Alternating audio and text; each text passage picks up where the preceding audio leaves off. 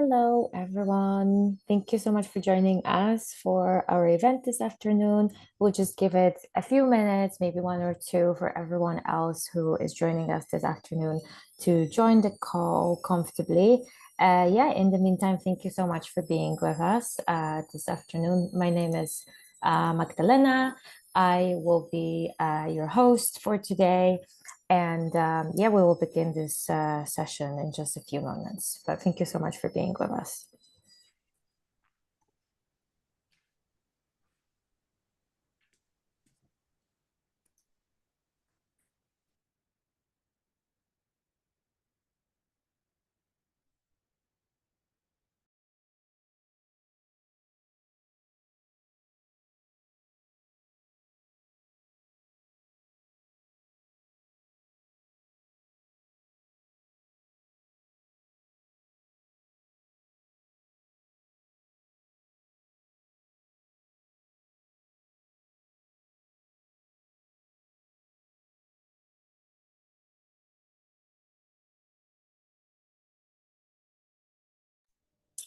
Okay, I think we can start. So to those of you who just joined us once again, welcome to today's session. For those of you who have been waiting, thank you so much for your patience. Once again, my name is Magdalena. I will be your host for today.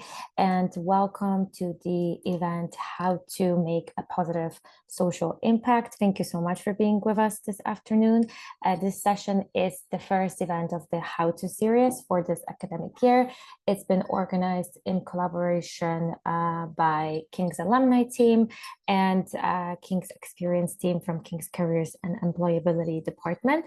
The series invites King's alumni who are excelling in their field to speak at sessions that support students and recent graduates as they progress into the workplace.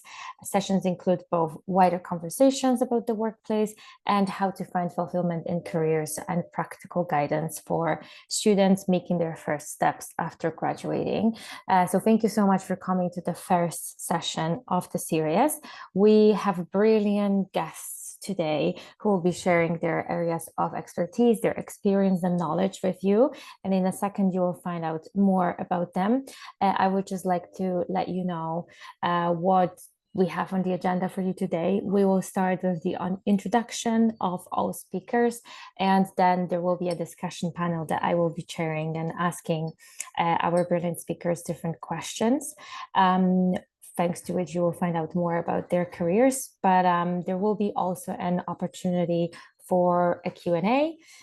And you will be able to ask your questions from the audience, and hopefully we'll be able to cover as many as possible. So we are really looking forward to that part of the session as well. I would like to start with the introduction of our speakers today. And if possible, I would like to ask our speakers to introduce themselves and just let our students and recent graduates know briefly what is it that you do. So let's start with Ben. Do you mind introducing yourself? Yeah, hi, thank you. It's really great to be here. I'm Ben. I'm from St Andrews in Scotland. Moved all the way down to London in 2010 to study German and Hispanic studies, graduating in 2014. Then went off to study a master's at University of Cambridge. During both sort of my university experiences, really kind of interested in volunteering and supporting kind of prospective students. Did a lot of volunteering, campus tours, that kind of stuff. Then got my first job as a widening participation officer. We can go into more into that later at Clare College at the University of Cambridge. Did that for a couple of years and then moved back to London to take on a job at a charity called Teach First. A lot of you might know what Teach First is. They train teachers and put them into kind of schools around the country. I was in the central team working on a variety of roles, from fundraising to volunteer management to project management in the PMO. So yeah, lots of exciting experience there in the charity sector. Before moving on to my current role which is at Deloitte LLP. Deloitte is one of the big four. It's a big consulting, audit, tax practice that works across the globe. So I've been there for 3 years, working in the central social impact team. So I'm a social impact manager, working on a variety of social impact partnerships. So yeah, we can go into lots more detail later, but that's a little snapshot of me. Great to be here. Fantastic. Thank you so much for your introduction. Chantal, do you mind introducing yourself now, please? Sure. Hi, everyone. I'm Chantal Young. I'm the head of early stage programs at TechNation. So I work on supporting founders from historically underrepresented backgrounds, whether that be race, gender, disability, neurodivergence, get access to funding and community. I was actually a primary school teacher as my first ever job outside of my bachelor's degree. And whilst I was teaching, I came to King's to do an MA in education policy and society. So kind of looking at the ways that sort of like, yeah, society and sort of trends and culture influences policy and how that also impacts what happens in the classroom. That led me into curriculum building and teacher training, specifically around how we can prepare young people for a world where tech is massively advancing. We don't know what the world of work's going to look like, but how do we think about sort of transferable skills, or how do we think about the ways that they can interact with each other, or what does a skill sustainability look like? That also led me to the university sector. So I also worked at UCL. We won't talk about that too much, but I worked at UCL for a little bit to support their students. And then I ended up working for a few different ed tech firms, one of which is Multiverse, you may have heard of, which was Europe's, I think, first ed tech unicorn. So I was them for a while to sort of think about their community building and also thinking about alternative routes, educational routes, and what hands-on training looks like.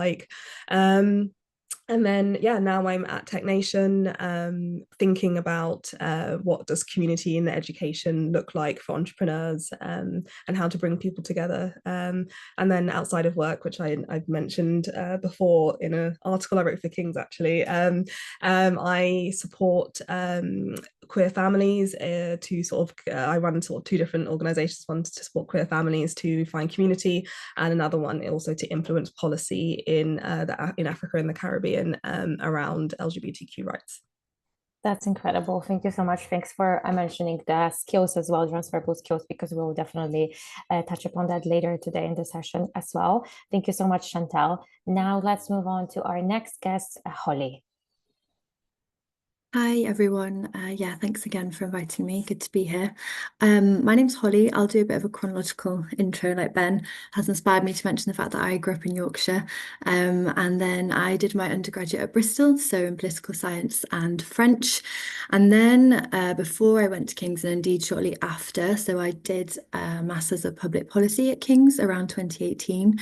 And I loved it. It was a really great experience. And I think it was the first time where the penny had sort of dropped for me that university really is the space to go out and make the most of like your local community, both in terms of like your university community, but London, and then also particularly when you've got policymakers on your doorstep. It was just really great to kind of get in and amongst that. So I loved my time at King's.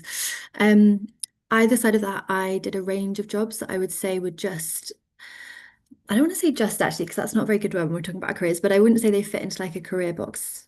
For me, they were just sort of jobs that I was doing really to sort of explore. Maybe we can talk a bit more about that and how that fits into the journey. But they were sort of lower paid, and I did them in France and also in Italy. So I was working in primary schools and as language assistants and sort of drawing on my language skills before we had the sort of dreaded Brexit deal, which I think might make that slightly more complicated now.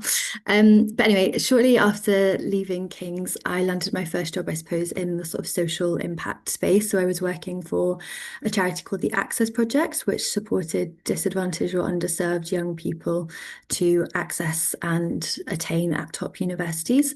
And that role was really hands-on. So I worked as a mentor in schools with young people, working with them along a sort of program of university readiness and to support them to make successful applications. I spent about a year or so in a startup, which was career orientation. So a similar theme of supporting young people to identify their next step, but a little bit more thinking about careers and where they wanted to be. And that was a very different environment. So I guess we can jump into that as well. That was a bit of a chaotic startup scale-up situation.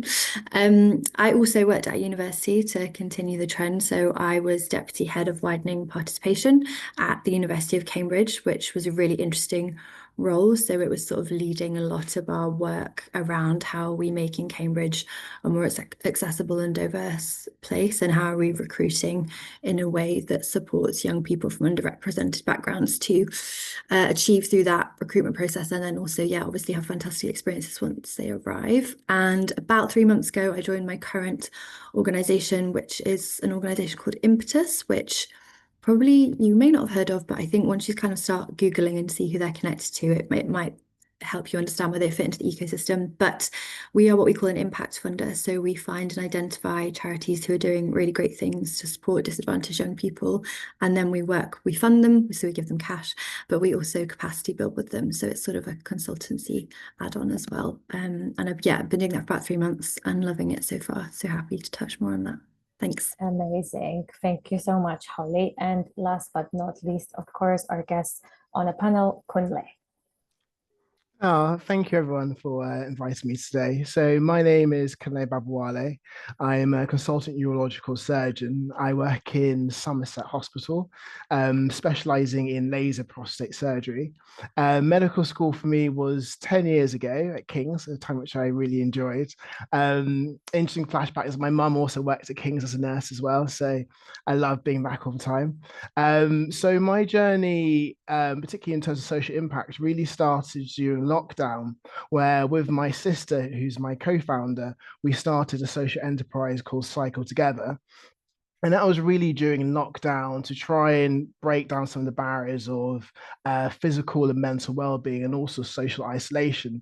And we found actually being outdoors and cycling was a way to do it. We did have some skin in the game. My sister was president of one of London's biggest women's cycling clubs and was named as top 100 women in UK for cycling. And so that really helped us leverage those contacts and build one of our social enterprises. It was really fun. Our first project was in Brockwell Park, which is near King's, and we actually ran cycling programs for groups who aren't typically seen as cyclists, so minority ethnic women, asylum seekers, and outcomes are really positive. And since then, we've kind of taken it slightly further. And for me, it's really been about how we can use the health impacts of cycling to support local communities. And actually, we've gone to women's prisons and we started running cycling programs in women's prisons. And the outcomes from there have been really positive in terms of health and social impacts. So from my side, it's talking about how we started a social enterprise, kind of tangentially to our own specialist work. So I work as a doctor and my sister's in finance. And it's kind of our journey of deciding whether or not to be a charity or social enterprise, getting funding, learning about social values and how to basically report it, and really just being able to share some of the lessons we've learned and the experiences we've gained. So I'm very happy to be here today to have a chat. Thank you so much. And one more just sentence before we start to everyone. I can see that Ben already posted it in the chat, but yeah, this session will be recorded and available to watch later on our YouTube channel. And also the question I mentioned, the Q&A, please send your questions through the Q&A option on Zoom. And I believe you all touched upon that already a little bit in your very comprehensive introductions, but I would like to ask you now to elaborate on that a little bit, to give our students and our recent graduates insight into your experience. So could you please tell us a little bit more how you actually decided to work in your specific role in your company, what inspired that journey in order to influence the changes that you wanted to see and that it was your aspiration to contribute to? Let's start with Chantal. Yeah, it wasn't my sort of inspirations of what I was sort of hoping to do in my career was actually always centered around education. It was always centered around community building. I left uni without much clue where I was going to go. I kind of knew how I wanted to feel or what kind of impact I wanted to have, but I wasn't necessarily sure how yet. And it was through like volunteer work that I ended up in this course. But the organization, the work that I'm doing now felt like a combination what I felt like I could really add impact to, and sort of thinking about the balance of those two things. So I knew that I was good at connecting people and that I could sort of work in that kind of space. But the organization I work with has a lot of does a lot of work around like the data and understanding what the issue is, and so we've done a lot of work thinking about what can we do to create change in this area, and what does change look like, and we have quite a lot of I guess autonomy, which is always great to think about what impact can we cause, and how we can work together to do that. So it's quite a collaborative workspace, and I've spent a lot of time talking to the people that we hope to influence, because that's the main aim, is to sort of talk to people, figure out what it is that they need, and how we can work towards that. That I made a decision, not because I knew this was a job. I didn't know the job that I do now was ever a job. I kind of figured it out as I went along the way, mostly through community. I got the last 3 jobs I did actually through meeting people, and figuring out that's an area that I wanted to work in and have impact in. But yeah, sorry, that was a winded answer. No, thank you. That's really good. And I think it's really interesting that you mentioned that you weren't exactly sure after uni what you wanted to do, but how you wanted to feel. This is something that in like a traditional career approach often is not prioritized, but I think it's very important. And you also mentioned that collaboration is like a deciding factor in your company. So could you tell us just a little bit more about how you work exactly and what sort of ways with other people who pursue the same cause as you? Yeah, of course. So what we try and do is we mostly work in the UK, but we also have links to Europe, MENA, and other parts of the world as well. We find organisations who are doing great work, and rather than think about how, we don't want to overstep and say, hey, we're going to do the same thing as you. It's how can we learn from one another. So sometimes it's having chats with people, figuring out what's working well for them, and sort of seeing how we can learn and collaborate, share best practice. We work a lot with organisations across the UK, whether that be because we share contacts, whether we do introductions, whether we run events together, whether we share advice on how to do things. But we spend a lot of time with people face to face to learn more about what it is that they do well, and also I think more importantly sometimes things to avoid and where it's really gone poorly, because those sort of it saves time, it saves money, especially when you're working in this kind of sector. Often funding can be quite limited, and a lot of the work that I do tends to fall under the traditional DEI space, and also we've seen what's happened with the world, and the word of DEI and funding is as scarce as it's ever been. So because we are incredibly resource poor in this at this particular time, a large part of it is also sharing resourcing. We've shared team, we've shared funding, we've sort of thought about how we can use this pots of money to get as much impact as possible, so that the ways that we collaborate are completely endless, and it has to be very low ego. Sometimes it can't be like our organization is going to champion something, we're going to run, we all need to put our heads together and think about, if we actually want to have an impact, then we're going to need to think about how we share resources and advice and do it together as collaboratively as humanly possible. Thank you so much, Chantal. And Kunle, same question to you. And I suppose for you, it's quite almost a personal story, because you work with your sister. So you kind of like at the start, I guess, make sure that you are aligned with the same value and pursuing the same cause. But could you tell us a little bit more how that works in practice?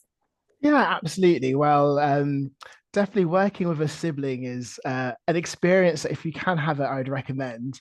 One of the best things, what do we call it? We call it radical candor, where she can really tell me if my idea is crazy and I can do the same. But I think what's really been beneficial with working with her is we've come to cycle together with two different lenses. So Biola was really tackling the aspect that most cyclists, particularly if you're working in a community in a low ethnic group, but not seen as traditional cyclists in terms of like not being like wearers, not thinking cycling is for them. And so that was really the view that she had in terms of bringing cycling to the community.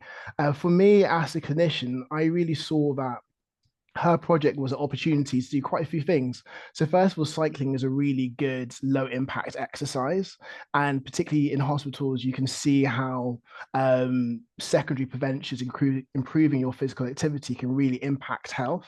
Social isolation was a huge thing during COVID, and so we kind of both looked at our project as a way to bring people together, but also to try and improve their health in a quite a sustainable manner.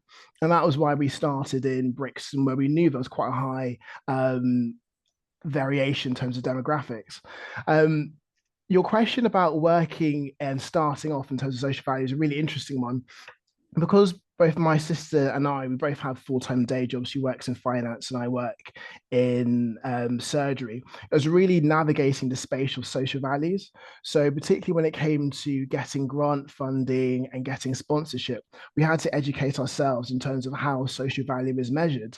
And a lot of that was working with key stakeholders, in these cases our participants, understanding the impacts we're having in terms of well-being, in terms of greenhouse gas emissions, as cycling is a way of transport, and also improving social isolation.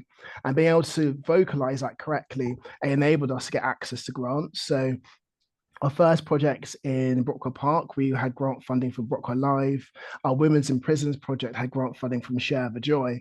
And we found, as Chantel was discussing, that actually when working in the social value space, you really need to leverage partnerships.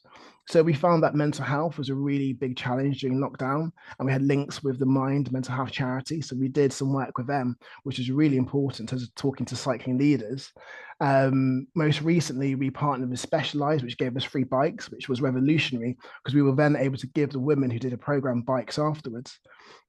I think in terms of starting a project into a social enterprise, I think you're entirely right that what you need to do has to be for the benefit of the people who are using it, so the affected stakeholders. And so for us, our first aspect was actually talking to them, having one-on-one conversations, finding out what they valued. Interestingly, for a lot of the women, it was about being able to cycle with their family, cycle with their kids, taking them to school, and actually focusing on that safe cycling and that social interaction was one of the biggest impacts. And then finally, vocalizing that in the correct manner had a huge impact in terms of getting grant funding. And I think that was one area that working in medicine really helped, because I've done lots of research projects, kind of using the correct analysis to demonstrate your successes was really important in terms of getting grant funding. But it's a really exciting space. We've definitely found that partnerships are definitely a way to move forwards, and we're always excited to grow. So yeah, glad to share my story. Yeah, it's an incredible story. Thank you so much for bringing up also your job and your sister's different job, because was actually going to be my follow-up to kind of like just ask how do you juggle all of those different values that sometimes can be conflicting. So thank you so much for mentioning that. And we're going to talk a little bit more later about challenges that all of you have come across going down the route that you did as well. But now I would like to ask the same question. Holly, could you tell us a little bit more, because you have mentioned that you haven't been doing your new role for that long. It's been 3 months. So how did you decide to work in that specific role and company in order to influence the changes you wanted to see? Yeah, it's very timely because I have like a meeting this afternoon that's like my mid-probation. So this feels like a little trial moment for me to do some reflecting. So yeah, I would say, as I sort of touched upon in my introduction, I think really similar to Chantel, I didn't have. So it was the first in my family to go to university, and I also, alongside that, didn't really have a sense of a particular career. So I didn't really know where this was going to take me. I think I've always just been led by again, that feeling. So what kind of feeling do you want to have when you're going to work? What kind of impact do you want to have on the world? And then also kind of what values do you want to bring with you? And I think that sort of curiosity and just generally being really open-minded has served me quite well.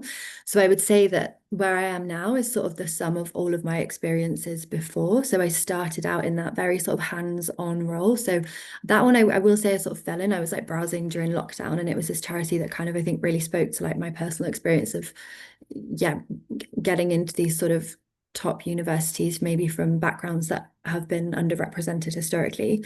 So that I have to say was a bit of a leap of faith, but I loved it, and I was really, really lucky. That was a fantastic organization to kind of find my feet in. So I did a lot of hands-on work with young people through COVID, which is obviously a really challenging time. It's incredibly difficult to be planning out a future when COVID is happening. And I'm sure there might be people on the call listening to this, you might also have like sort of similar reflections on that time.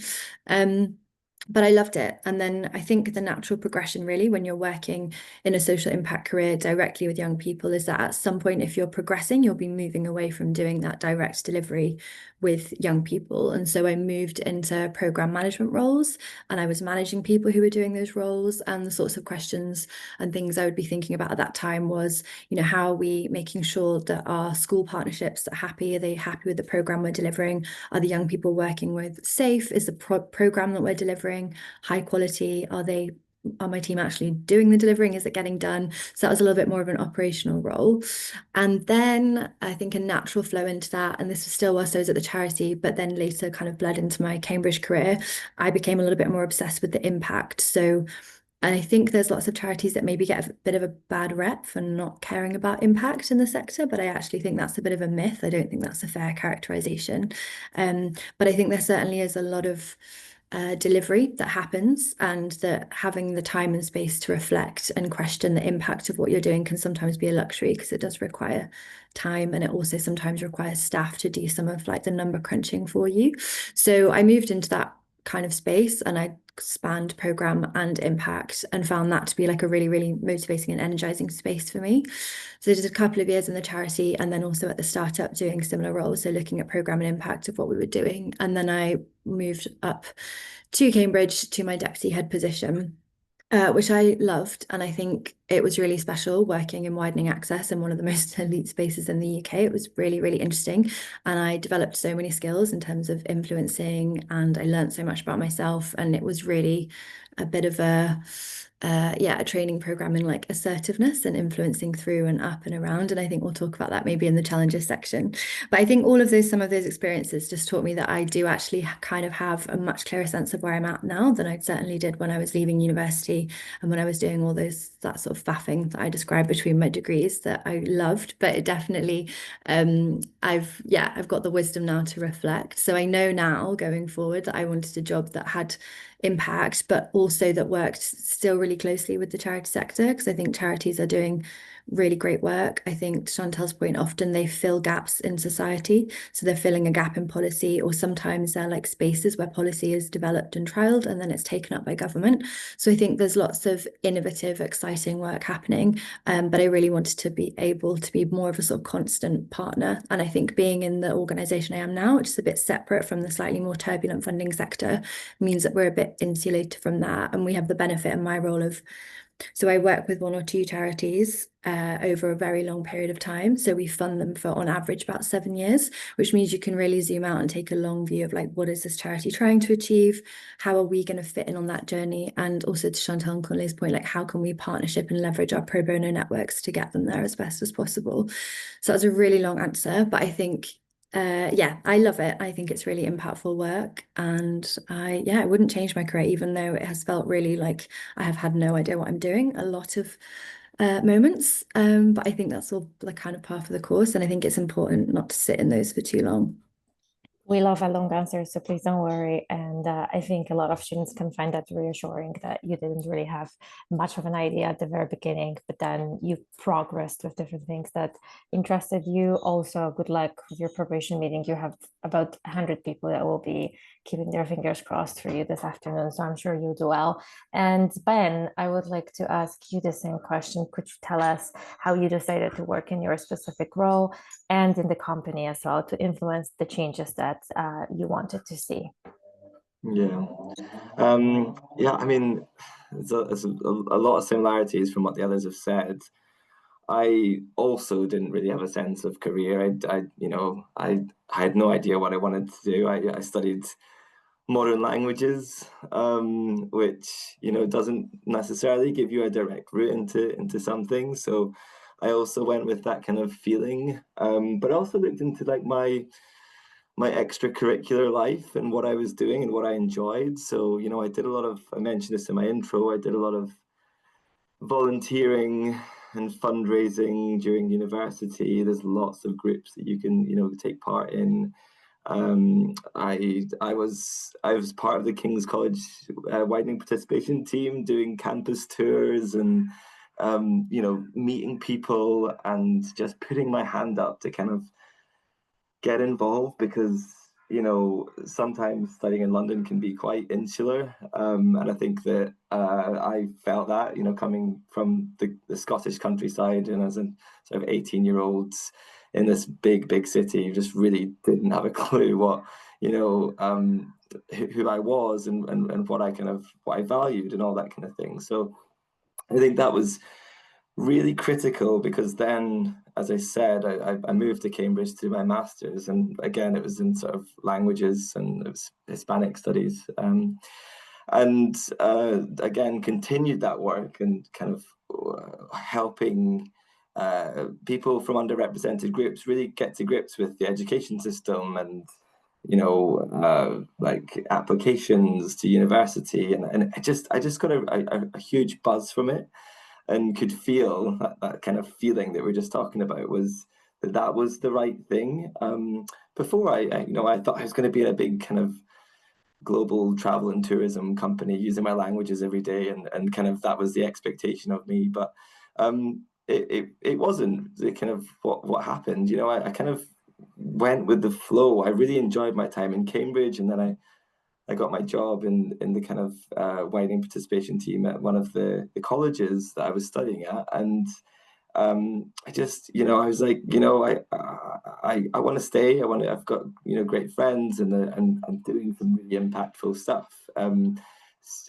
Seeing some of the things that I did in that job, like imparting knowledge, building skills for young people, designing overnight residential stays for young people who never left their borough in London, let alone the city. It was quite spectacular. And then moving back, to London and doing my job at Teach First, that was great. I'm a kind of always on person. I did lots and lots of different things within fundraising, volunteering, but I knew that I didn't want to remain in the charity sector forever. Many people love it, jump across different roles and different charities. That's a great thing. You can be in a sustainability charity, an education charity. There's lots of those transferable skills. But I wanted to work in a global company. It's something that I'd always kind of seen myself doing, and working in social impact seemed to be like the best of both worlds for me. I kind of could see how the desire for kind of that big organization could work with my values. So I think that was really important. Applied to lots of corporate jobs, and eventually one stuck at Deloitte. And I could see the impact that large organizations can have on small and big charities, and I wanted to make that difference. My job originally focused on D&I partnerships, so helping underrepresented groups gain employability skills. So again, lots of the similarities that have kind of been going through my other jobs.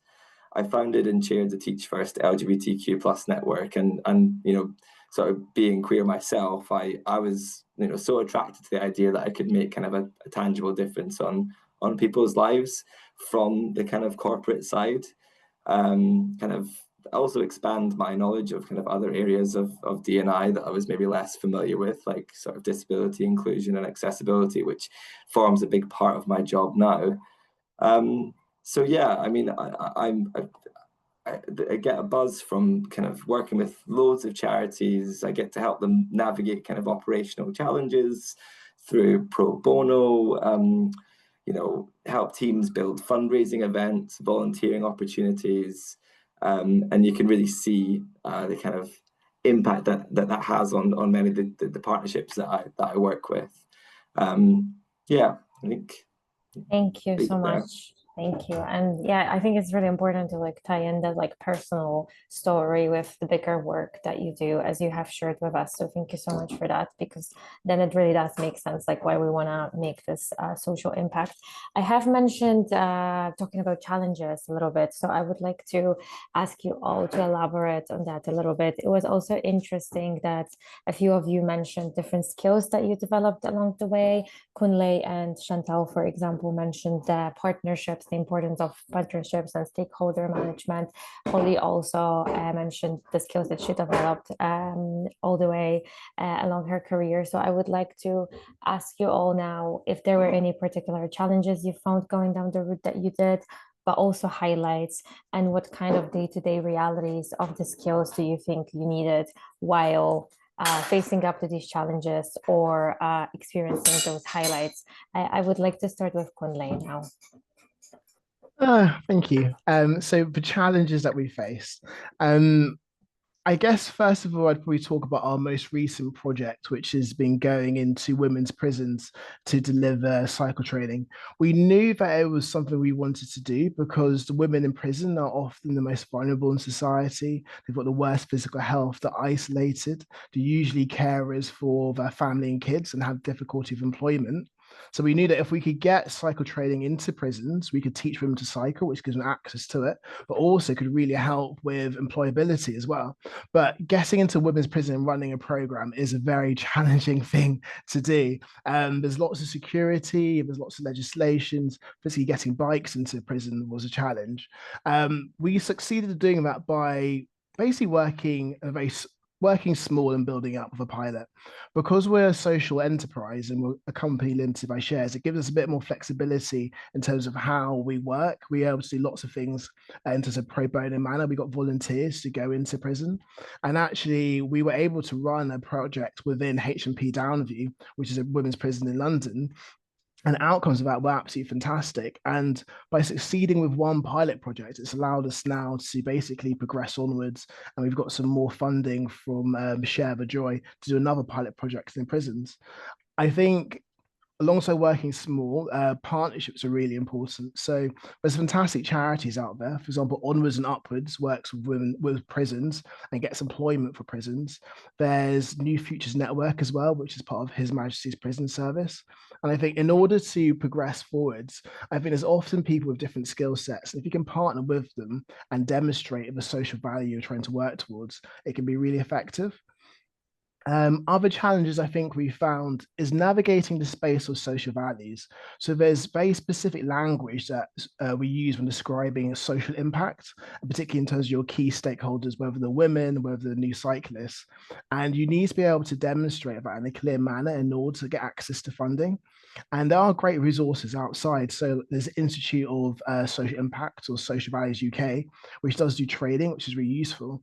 And actually, by Björn and I gaining an understanding of how to vocalize and get an idea of how to collect, for example, SROI, which is a calculation of the impacts on funding, it's enabled us to become far more successful.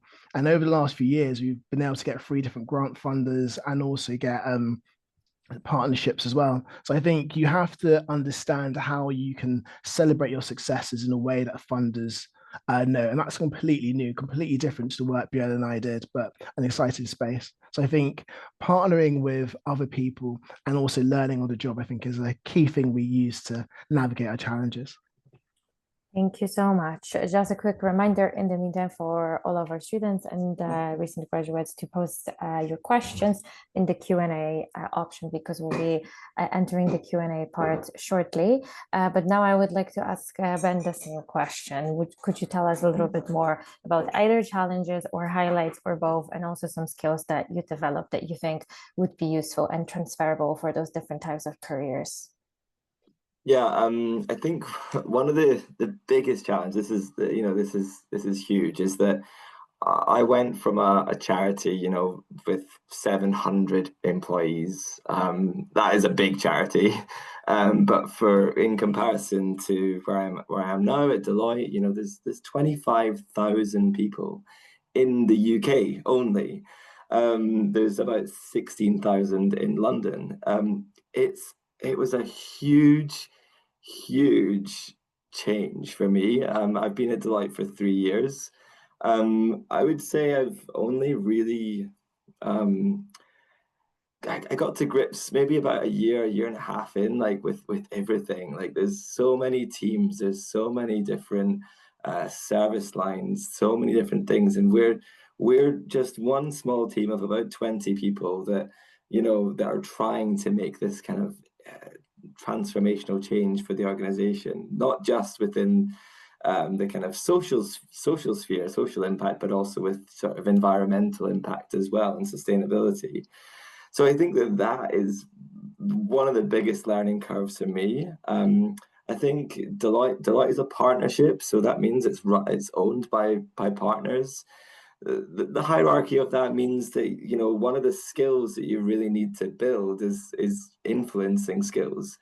You know, partners want to do lots of different things within the organization, particularly within social impact, because you know it's something that we all value and that we all should be kind of promoting. But I think that does then fall on us as a team to kind of be flexible and kind of navigate lots of different things. And we also have to influence and say, well, actually, maybe that this isn't the right time for that, or maybe you know we should explore other options. And I think that can be quite tricky when you know when you have people so senior that kind of want to do different things. So I think that was a big challenge. I think also given the size, you know, at Teach First, I was in middle management. I was working, you know, kind of signing off.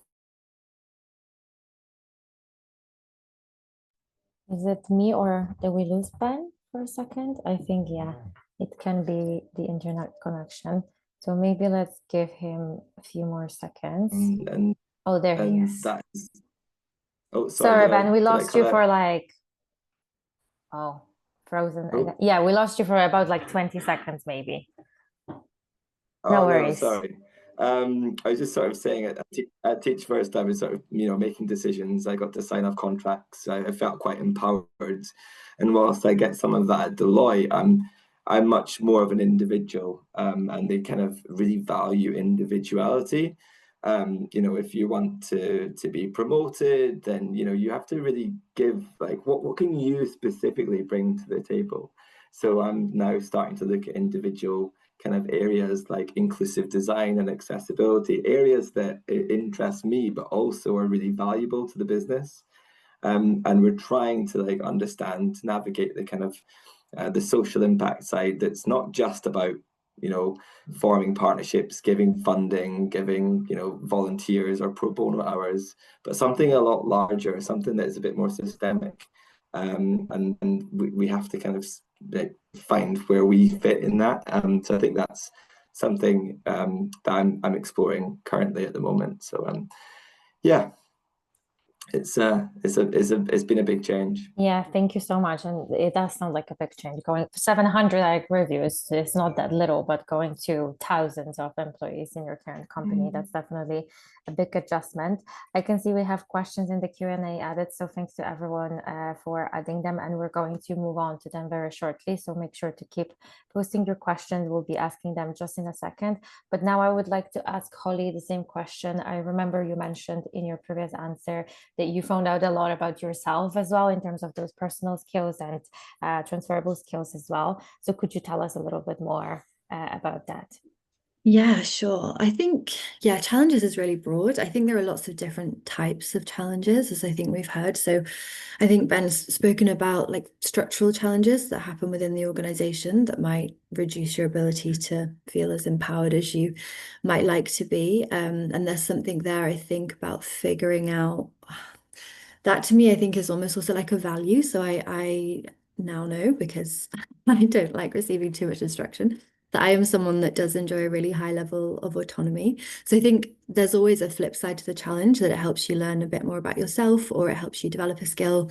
So I think that's one type of challenge. I think there are other challenges, like Conrad spoke about, sort of project-based challenges that are sometimes operational, legal, financial, and I think those will always help you grow, because you will always learn, or you'll have a new bit of knowledge opened up to you, or you might even develop a new connection as you help solve for them. I think quite a lot of the challenges that I was reflecting on when I was listening to the others speak is like just like difficult periods or difficult seasons. I think you work in a job and you have lots of different responsibilities, and there will always be things that are more difficult than others. And I think the key is just to figure out, like, are you enjoying the kind of growth that's being offered by that difficult thing, or is it just something that you don't like? So I think an example to illustrate this is that when I was working at the startup that I really briefly mentioned in my intro, I was only there for about 7 months because it just wasn't a good fit. And so an example there was, I just found them very chaotic internally. So I like having a high degree of autonomy. I like being able to be empowered in the work that I'm doing, but I didn't really enjoy what felt like just a very vibes driven strategy. And that was just something it was not for me. It was great for some people who really thrived off that, and they were of a different, perhaps like they had different ways of working. So I think there's something about with a challenge, figuring out if it's an interesting thing that's going to help you grow, or if it's just not the right fit. I think the challenge that I referenced in a previous answer was, I think, similar to one that Ben was describing. So when I was working, so I was deputy head of widening participation in the Central University of the University of Cambridge. So I was really closely involved in the writing of our access and participation plan, which is effectively the strategy for improving access and participation for underrepresented groups up until starts now in this academic year until 2029. And like that was a really, really challenging project, because you are trying to, one, gather lots of evidence and research and make sure that people are making data-informed decisions. Two, like taking that data and figuring out what the next step is. And then three, like working with hundreds of people across the organization and trying to sort of turn a huge ship towards a shared strategic vision that goes all the way down from someone working in the administration of your programs all the way up to the vice chancellor, who's going to be talking about it in speeches, maybe in interviews, and maybe fundraising for it. And that challenge was definitely one of influencing and stakeholder management. And I think those skills are basically the same whether you're like negotiating with a toddler or with a vice chancellor. But I think you just learn over your career like different strategies to adapt to different levels. And I think there's also something there that I think teaches you resilience. So I think you might have a skill that you're developing and it will often teach you another skill. So just the resilience to keep going with something, I think, and I don't know if it's a skill or if it's just me being stubborn, but I think there's something about kind of being determined and backing yourself, particularly when you're in a big organization. If you feel really passionately about a change, I think you want to make sure you're doing that change in a way that, you know, you're not putting people off. You have to be quite strategic in how you're influencing. But I think there's lots of different skills that grow with challenges, and some are just not for you. And I think over your career, you kind of figure out which situations you just want to walk away from and others that you actually will grow through. That's really good advice, because sometimes it's hard to let go, harder than we think. So yeah, thank you so much, Holly. And before we move on to Q&A, same question to Chantal. Could you tell us a little bit more about the challenges that you experience, also skills you develop? You mentioned to leave the ego outside the door sometimes in your field, and I think this was really good advice. So could you tell us a little bit more about that in detail as well? Yeah, sure. I think especially when you work as a teacher or sometimes in the charity sector, some of the work you do will be really thankless, in that you're going to work really hard and get really emotionally invested, and you might have several pushbacks, and it will require a lot of, I guess, emotional resilience, but also sometimes emotional barriers, being really good at boundary setting with yourself about, okay, I can't work overnight all the time, and I need to, take some space for yourself, because, a lot of the work, people who tend to work in social impact fields tend to have some kind of lived experience of the things they care about, which makes you extra passionate, which is a great skill, but it can also mean that you can stress yourself out, to be quite honest, and actually learning what your limits and your boundaries are and trying to balance the passion you have with also taking care of yourself is also is an ongoing challenge, not one I think I've perfected yet, but I've definitely developed those better boundary setting for myself over the years. And I think a particular challenge as I moved into more the private sector, there is definitely some ego in it. Sometimes you'll work really, really hard on something and no one will ever know it's you because you're part of a team. So it's not something you're necessarily going to get public accolades for. Sometimes you work in the background and you do all this kind of, this work that you're so proud of, but you have to also be prepared that that's not necessarily public facing in many ways, or that there's any personal credit for it. And you have to have a sense of a real belief in what you're doing and a sense of achievement that comes intrinsically, and you have to be a little bit less extrinsically motivated, but also particularly now one of the big challenges is buy-in. A lot of public companies, there's a lot of tension between people and impact and profit, and often if they're in competition with each other, one will go out the window and it's definitely not profit, and a lot of people feel like in order to do things good you sacrifice doing well. You hear that even in the university sector of like widening the participation means letting people who aren't smart, and it's like that's not exactly what we're doing here, but you find that in a lot of different industries.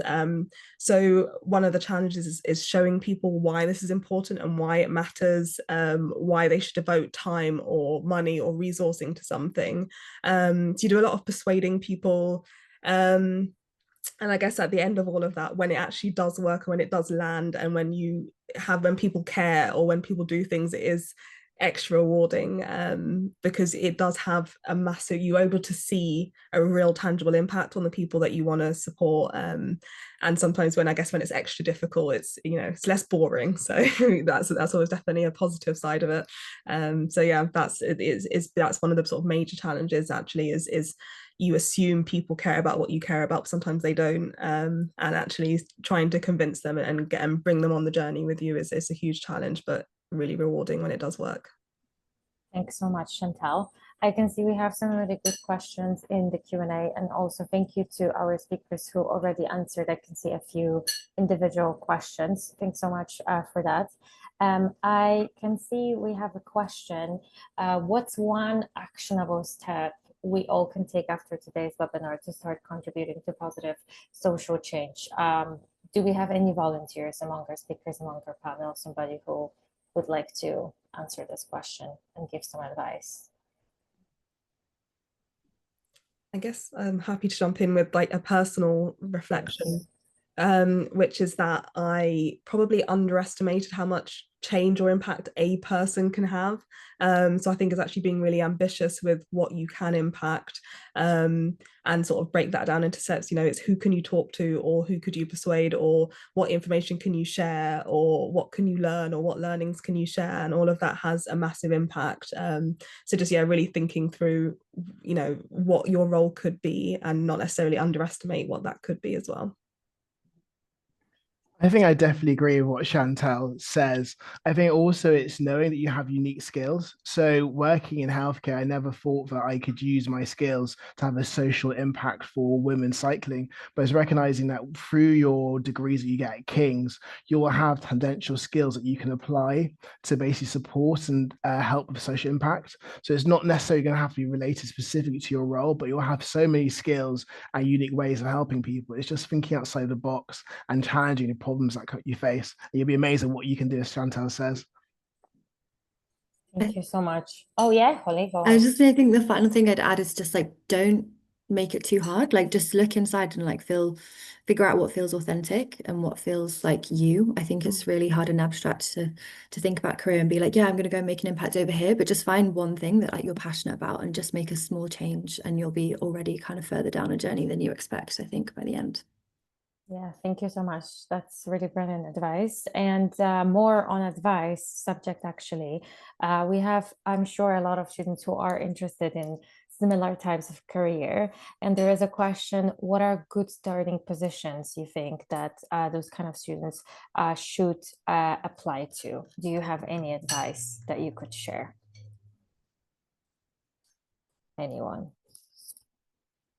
I mean, I mentioned that, I did a lot of stuff at university, a lot of extracurricular activities within the space, volunteering. It's really important that you find what it is that you really resonate with. And, as was just said, like, don't try and change the world all at once. I think finding what really interests you, understanding what skills that you can bring.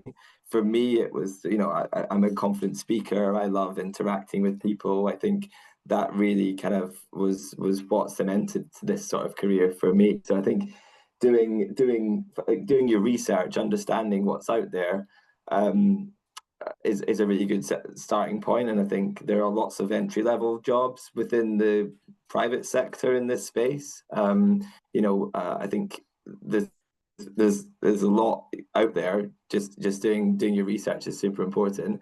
And then, of course, charity sector, charity jobs is a really great website that you can just have a look, and there's, again, loads and loads of really interesting roles available there. But it could be in comms, it could be in impact, it could be in delivery. There's so many different things that you can do that kind of will all eventually impact the right people at the end of the day. Yeah, I would say I'd really build on that. Charity job is where I first found like my first job into the sector. So I would really recommend checking that out. I think there's two further points I'd add. One is like, definitely don't overthink what type of job it is. I think if it's in the sector and it's something that kind of resonates with something that interests you, that's like a really good in. And it's only through these first jobs that you start figuring out lots of the things that we've all been describing. Someone once said to me that you actually only need like one or two strengths to build on Ben's point, and the rest you just need to get up to like a basic hygiene level. So I love like driving things forward to action. I love influencing. I really don't like detail, but I just know that I have to get it up to a basic level of acceptableness so that I can retain my job. But I think like really lean into those and don't try and change your personality or who you are to fit into a sector. And then the second point was just to like plug, like, I really enjoy the book and like the work. There's a podcast of like squiggly careers, and I think it's just accepting that in the social impact space or in the charity space, your career will be squigglier, but there's so much power in that because you will build so many unique perspectives through those different random jobs that you've had to bring value to your later roles. So don't try and map out like 0 to 10 years, because I think that's, setting yourself up for failure. So I think, just get that first job and then just be reflective as you go through it. Thank you so much, Holly. Another great advice for our students and recent graduates as well. I'm afraid we are coming to an end of our session today. So I'm really sorry to everyone who didn't have their question answered, but thank you so much for posting them. And thank you so much to our speakers, of course, for answering them, and also for sharing their contact details there in LinkedIn. I can see that they shared in those individual answers. So thank you so much. I would like to thank everyone for attending today's session, the first event in the How to series today. We would like to ask you to keep in touch. If you could share your feedback, if you have a minute for sharing your feedback, please scan the first QR code that you can see on your screens right now. And the next event coming up in the series is How to Adjust to Live and Work Abroad. So please, if you are interested in that event, you can scan the second QR code on your screen and you will be able to sign up for this event. If you are interested in getting in touch with the alumni team, please email the team at Forever KCL ACUK, and you can also visit their website. Please, of course, make sure to keep in touch with King's Careers and Employability as well. We have different resources available for students online and in person, and loads of different events coming up in this semester and the second semester. So make sure to keep in touch. The services are available to students, but also to recent graduates. And first and foremost, I would like to thank all of our speakers once again, Kunle, Ben, Holly, and Chantal. Thank you so much for sharing your experiences. I'm sure it was a very enriching and informative session to our students and graduates. And thank you, everyone. Please make sure to keep in touch with us and have a great rest of your day. Thank you so much.